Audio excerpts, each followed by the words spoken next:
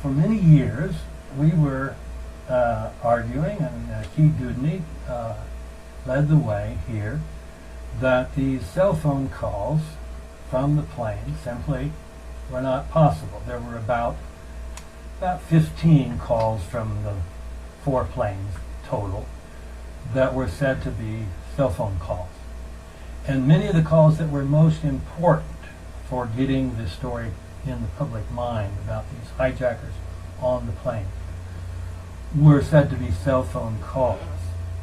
And 3 or 4 of the calls were said to be from Tom Burnett on Flight 93, who called his wife Dina Burnett 3 or 4 times and told her what was going on the plane. And she knew he was calling on her cell phone because she looked on the caller ID, and there's Tom's cell phone number. So there was no doubt about it. Other people just said, oh, they were calling me on a cell phone. But assuming it might have been. Yeah, so maybe they missed. But with Dina, how could you she couldn't have made a mistake. So this was a big problem. So in 2004, the FBI changed its story just before it turned in its report to the 9/11 Commission and said, actually, there weren't any high altitude. That was Keith Dudney's point.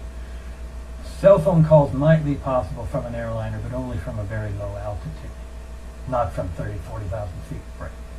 So they said there were only 2 cell phone calls, and those were when Flight 93 had gotten down to 5,000 feet. The Ed Felt call was at 300 feet. Well, they said 5,000. Maybe they've modified that in C.C. Lyles.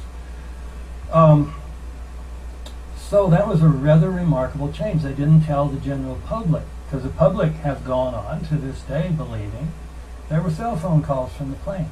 But if you read the 9/11 Commission report carefully, they never commit themselves to it, and in one of their background papers, they indicate there were only 2.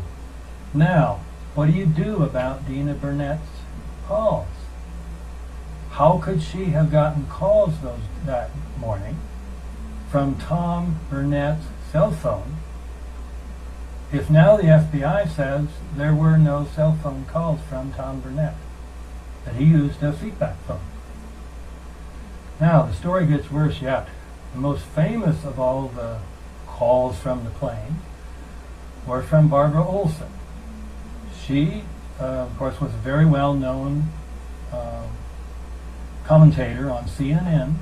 She was married to Ted Olson, who was the Solicitor General for the Department of Justice and had been very instrumental in getting Bush and Cheney elected in the disputed 2000 election. He told CNN that she had called him that morning from Flight 77, called him twice, talked to him for about a minute each time. He was uncertain whether it was cell phone or seatback phone. He went back and forth. But he said she reported that there were hijackers on the planes. They moved them all back to the crew and passengers to the back of the plane. And they were armed with knives and box cutters. The only reported call that mentioned box cutters. So that shows you how important these calls from Barbara Olson were. Because everybody knows the hijackers had box cutters. These calls were instrumental in getting the war on terror started because these evil Muslim terrorists had killed sweet Barbara Olson. Now, what does the FBI do about that? In 2004, when they sent their report to the 9/11 Commission, they still had the calls from Barbara Olson in the report. But in 2006, people in the 9/11 Truth Movement found out that Flight 77 didn't have any onboard phones, no seatback phones, no onboard phones of any sort. What are you going to do then? So they called customer service and talked to him, and he says, that's right, we didn't have any on. The Boeing 757s that were made for America, not unlike those for United, were not equipped with onboard phones. What does the FBI do then? They can't say she called on a cell phone because it was too high. They can't say she called on an onboard phone because there weren't any. So they changed the story again in 2007. And the new story is this: there were no calls from Barbara Olson.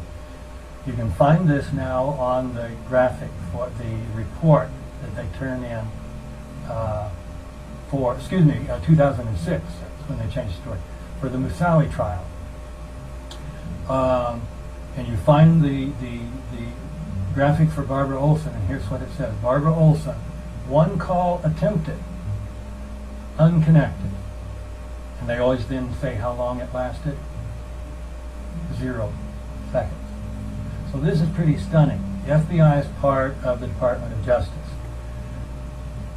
He had been the Solicitor General for the Department of Justice, and now the FBI tells us that the story Ted Olson told about these calls from his wife, those calls never happened. So it seems like you got two choices. You've only got two choices. Either Ted Olson was duped, like Dina Burnett and the others were duped by fake calls, or he just made it up.